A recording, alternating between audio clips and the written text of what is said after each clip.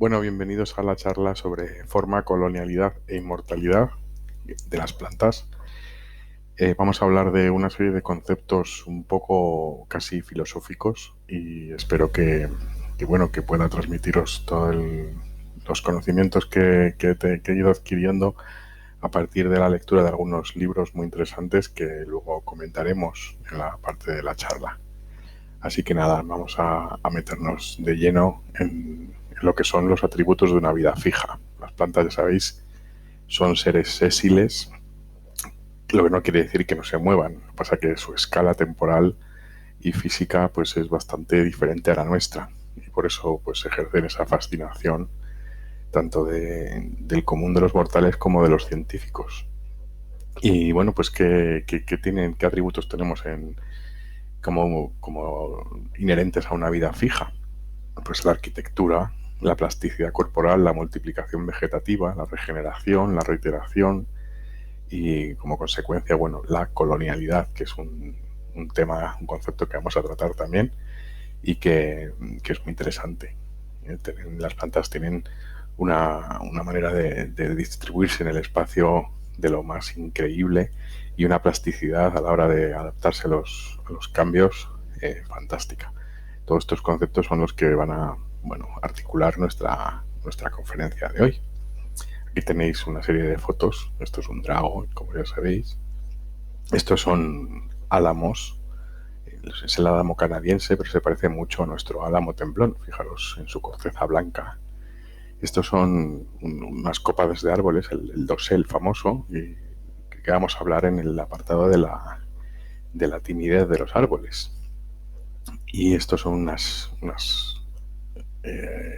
¿cómo se llaman estas? Unas gacelas, cafras se llaman, de África, que viven en la sabana, que sabéis que es un ecosistema dominado por las acacias. También vamos a tratar de su historia curiosa, que supongo que algunos habréis escuchado. Bueno, vamos a hablar de bioquímica, vamos a hablar de genética, porque las plantas, los árboles, son unos seres que en esa plasticidad pues son maestros de la genética, maestros de la bioquímica, maestros o maestras, ya sabéis. O sea, hablamos de plantas y plantos porque son las dos la misma cosa. Y bueno, hablaremos también en la parte de la arquitectura de las plantas sobre las unidades de repetición, las unidades de reiteración, cómo se van construyendo a sí mismo estos seres y bueno, cómo se relacionan unas con otras incluso dentro del mismo árbol. Aquí tenéis una foto del nogal. Vamos a hablar también de las batallas que tienen las plantas unas con otras a través de las alelopatías. Y bueno, pues ya me dirijo hacia la primera de los elementos, que es una vida fija. ¿Qué quiere decir eso de tener una vida fija? No podernos mover, no poder desplazarnos, ¿no? Pues bueno, fijaos que la forma está muy determinada por esa condición, ¿no? Nuestro objetivo como plantas es absorber, cosechar nuestro sol, cosechar la energía que viene del sol, y para ello, bueno, sabéis que uno de los elementos fundamentales va a ser aumentar la superficie. Aquí tenéis unos dibujos. A lo largo de toda la conferencia vamos a estar disfrutando de los dibujos de Francis Hayek, que es uno de los autores en los que me he basado para esta charla. Y bueno, aquí tenéis nada, es un intestino de un mono, pero lo que refleja aquí estos son los orgánulos que hay dentro del intestino, ¿no? En la pared intestinal de los animales, que veis que tienen una forma ramificada y llena de circunvalaciones, lo que quiere decir que lo que se está haciendo es aumentar la superficie de contacto con el exterior para absorber, no en este caso la luz, sino los nutrientes, pero la base, digamos, arquitectónica, el motivo es el mismo, ¿no? Aumentar la superficie.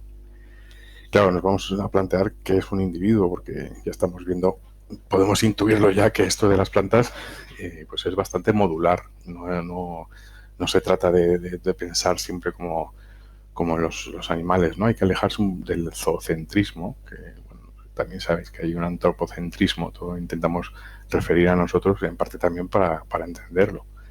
Pero bueno, yo creo que es divertido, es un ejercicio intelectual muy muy recomendable pues diverger de lo que es el centralismo que supone el mundo animal. Y aquí, bueno, vais a ir viendo una serie de frases así lapidarias o categóricas que, bueno, intentan así estimular un poco el intelecto y que he puesto entre recuadros y colorcito así más rojo. En los animales dividir es destruir, mientras que en las plantas dividir es multiplicar, ¿no? Eso es un primer planteamiento de divergencia entre el mundo animal y el vegetal, ¿no?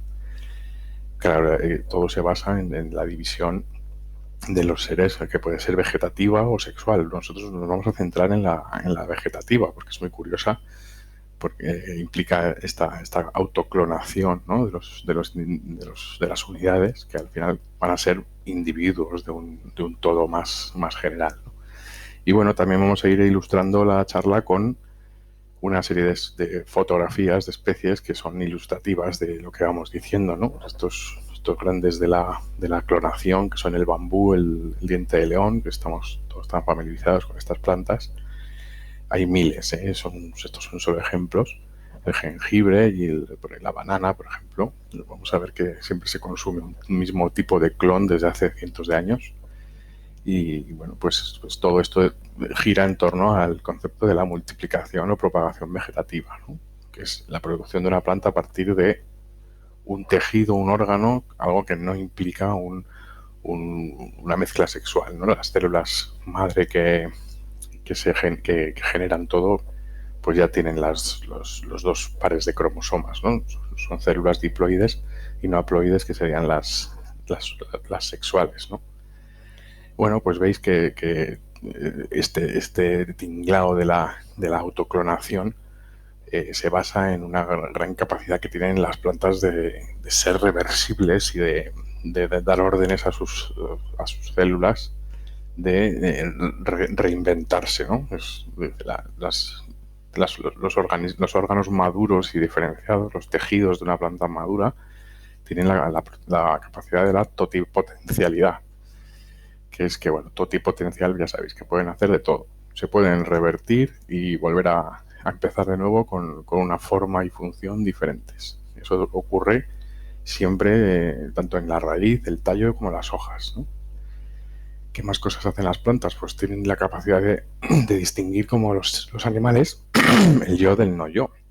O sea, que incluso dentro de un mismo organismo, que ya vemos que está compuesto de muchas unidades, pues tiene que saber dónde empiezan, dónde acaban y dónde hay otros organismos, ¿no? Es el famoso, la propiocepción y la concepción del medio que rodea a estas plantas, que cobra una importancia extraordinaria, pues eso, que tienen esa condición de sesilidad, de inmovilidad potencial, ¿no?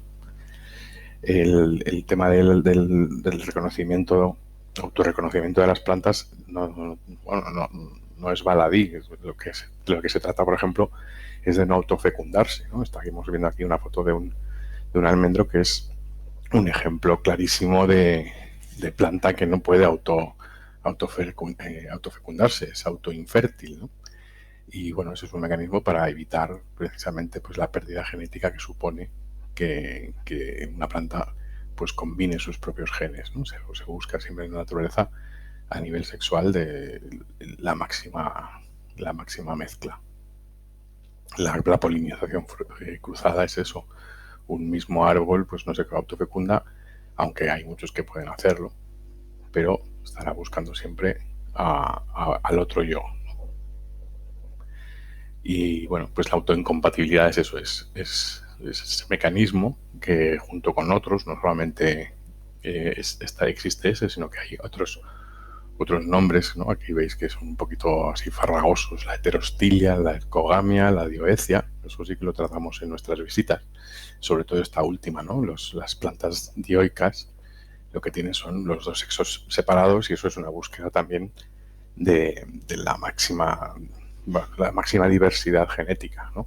Bueno, aquí tenéis un ejemplo de otros mecanismos que tienen las plantas. En este caso, la heterostilia y la ercogamia es una manera que tienen de distribuir las partes sexuales de los estambres y el gineceo. Bueno, todos estos elementos que forman parte de la flor, los colocan arriba y abajo para que físicamente haya un impedimento a la hora de que se autofecunden, ¿no? Es otro mecanismo.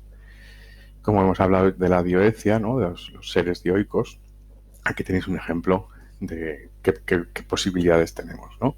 Una planta hermafrodita, que serían las más genéricas, las que estudiamos en el cole, ese diagrama así del colegio, tienen todos los elementos, tanto masculinos como femeninos, ¿no? Otra opción es que sea monoica la planta, es decir, tenga flores separadas, pero en el mismo pie.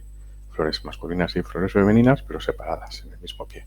Y otra ya, la dioecia, que bueno, atañe a un grupo, bueno, no tan reducido. Estamos viendo que cada día que salimos por ahí, pues vemos que hay alguna plantita dioica, ¿no? Pero sí que, bueno, están separados los géneros, aunque eso es un poco antropomórfico, decirlo así, pero cada pie tiene un sexo diferente, ¿no? Hay pies con flores masculinas solamente y pies con flores femeninas solamente. Estos mecanismos de propagación que no sean sexuales también se pueden ver en el injerto, ¿no? Que, bueno, en un mismo organismo pueden combinarse genéticas diferentes, ¿no? Dice, bueno, pues sobre la reproducción artificial de las plantas se basa en eso. Aquí juntas los meristemos. Los meristemos son los tejidos que contienen el mayor número de células que tienen la capacidad de desdiferenciarse y volverse a diferenciar, ¿no? Lo llamamos también células madre.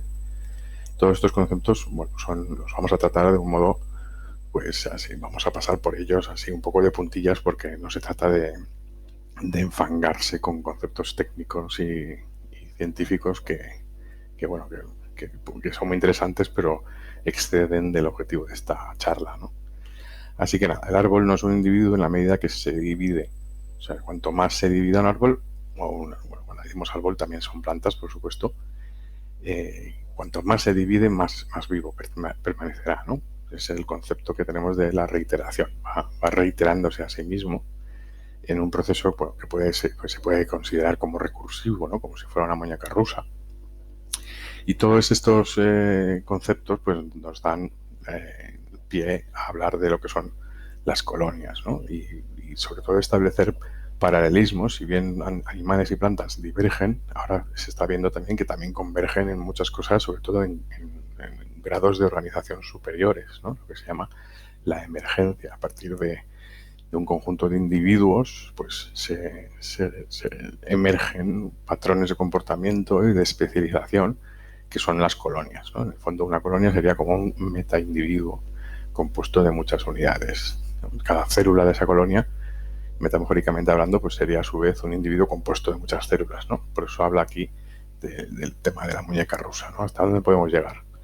Se trata también de estudiar este concepto tan apasionante que es la emergencia. Para que tengáis una idea, pues ahora se está hablando sobre si el origen de la vida no es más que una emergencia a partir de un cosmos, digamos, inerte, ¿no? A partir de los elementos físicos y químicos, así, en esa sopa primigenia, pues a partir de sus combinaciones infinitas, pues empezó a emerger otra capa de esa muñeca rusa, que nada más y nada menos fue la vida. Pues eso, también hay plantas unitarias, ¿eh? No tenemos de todo en el mundo vegetal, y vamos a tratar ejemplos también de plantas que son una única unidad. Bueno, pues sobre todo veréis que son las anuales y las bianuales, estas hierbecillas que han venido a quedarse desde hace poco tiempo. Bueno, pues son ejemplos de plantas unitarias, ¿no? También algunas tropicales, el ágave también. Fijaos, siempre lo citamos en los paseos, solo florece una vez, ¿no? Y bueno, hay otras especies, otros ejemplos de palmeras y tal, que también se consideran que están compuestos de un solo individuo, ¿eh? Se estima que es un 20% lo que serían solo plantas unitarias. Así que nada, bueno, este es un breve resumen de lo que vamos a tratar en la charla, y veis que, como siempre, lo tengo así ordenadito un poco en epígrafes dentro de una web, ¿no? Así que voy a parar un momento y vamos a entrar de lleno ya en lo que es el mundo del tamaño y la forma. Aquí con una foto de unos ahuehuetes en Aranjuez.